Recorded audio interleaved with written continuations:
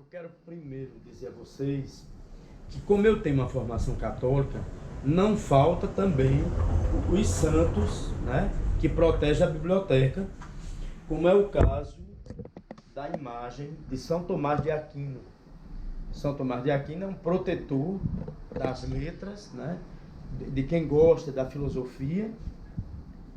E nós temos São Luís, que foi um príncipe da cidade de Gonzaga, e o marquês da cidade de Gonzaga, que deixou a vida de senhor para se dedicar à vida cristã.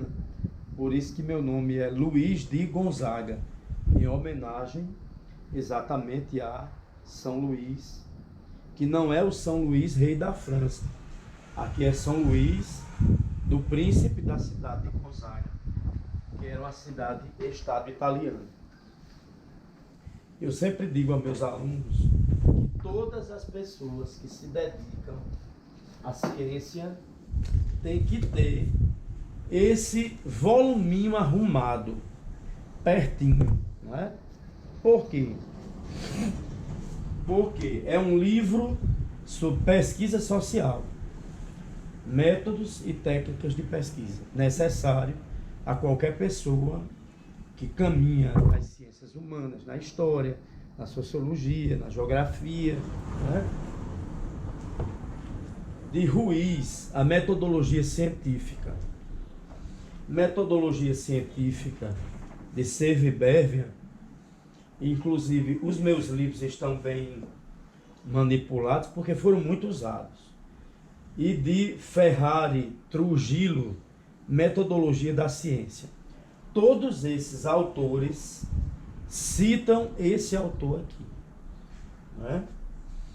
E nós temos, mais uma vez, Richardson.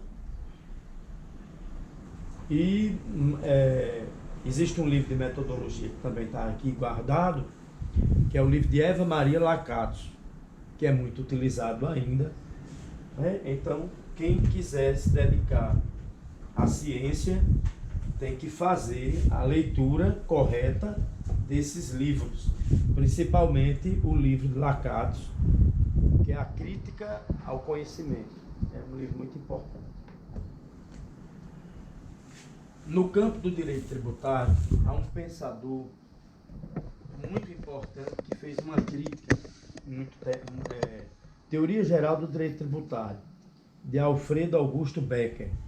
É ele que diz que no Brasil existiu, né, um verdadeiro manicômio jurídico tributário, até que a legislação, que a gente chama de Código Tributário Nacional, foi elaborada, e a partir daí todo o sistema. Um livro que você tem que ler por necessidade. Quando eu digo ler por necessidade, é porque quando a gente se dedica ao ensino do direito, tem leituras que são necessárias, né? Então, Linhagens do Estado Absoluto, de Perry Anderson. A primeira aula que eu tive sobre o livro Linhagens do Estado Absoluto foi no mestrado de Ciências Sociais da UFRN, e o professor foi o Wilton Germano. Então, nós aprendemos a dissecar esse livro de ponta a ponta em cada seminário. Na Faculdade de História, o livro de Marc Bloch, A Sociedade Feudal, foi dissecado de ponta a ponta pela professora Ferdinanda Soriano Cruz. E o livro de João Carlos Torres, também no mestrado de Ciências Sociais.